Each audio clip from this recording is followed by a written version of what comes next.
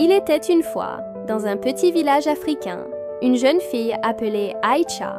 Aïcha N était pas une fille comme les autres. Elle possédait des objets mystérieux hérités de sa grand-mère, des objets que personne d'autre n'osait toucher. Parmi eux, des bagues, des colliers et des perles aux couleurs étranges, qui semblaient scintiller d'une lumière invisible.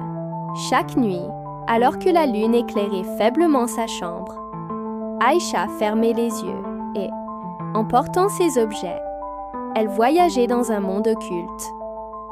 Là-bas, les arbres murmuraient des secrets, les rivières chantaient des chants anciens, et des créatures aux yeux flamboyants l'observaient avec curiosité. Personne dans son village ne pouvait savoir ce qu'elle vivait, et Aïcha gardait ce secret jalousement, comme un trésor précieux. Un jour, c'était l'anniversaire de sa meilleure amie de classe, Mariam. Pour lui faire plaisir, Aïcha lui offrit un collier magique en perles rouges et dorées. Mariam, ravie, le mit autour de son cou, sans se douter de son pouvoir. Cette nuit-là, alors que Mariam dormait, une lumière étrange l'enveloppa, et elle se retrouva téléportée dans le même monde occulte qu'Aïcha.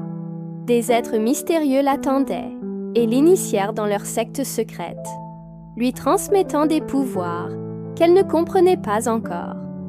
Au matin, Mariam rentra chez elle, mais elle gardait le secret. Ses parents s'inquiétaient de son comportement étrange. Elle tombait souvent malade, semblait perdue dans ses pensées, et parfois, elle parlait toute seule. Les maladies et la tristesse l'épuisaient et, dans des moments de désespoir, elle envisageait de mettre fin à ses jours. Incapable de comprendre le monde occulte dans lequel elle était entraînée. Heureusement, un garçon du quartier, Issa, remarqua son changement d'attitude. Issa était un jeune garçon pieux et attentif. Il voyait Mariam s'éloigner de la lumière de ce monde pour sombrer dans l'obscurité. Alors, chaque jour, il pria pour elle, lui murmurant des mots d'encouragement et de protection. Il l'accompagna discrètement, sans que ses parents le sachent. Un soir, Mariam fut tentée de livrer son père en sacrifice au cercle mystique pour gagner plus de pouvoir.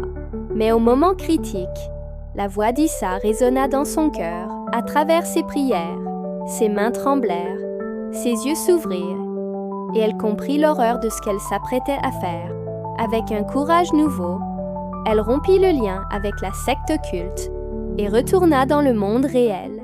Peu à peu, grâce aux prières d'Issa et à son soutien, Mariam guérit de ses maladies et retrouva la paix intérieure. Elle apprit que certains objets pouvaient sembler séduisants, mais avaient un prix élevé. Aïcha, quant à elle, décida de ne plus partager ces objets mystiques avec qui que ce soit et de garder leur secret pour protéger ses amis. La morale de cette histoire se transmit de bouche en bouche dans le village. Certains trésors cachés peuvent nous emporter dans l'ombre, mais la lumière des prières et de l'amitié vraie nous ramène toujours vers la vie. Et ainsi, le village continua à raconter l'histoire du collier des mondes secrets, un conte de magie, de tentation et de rédemption.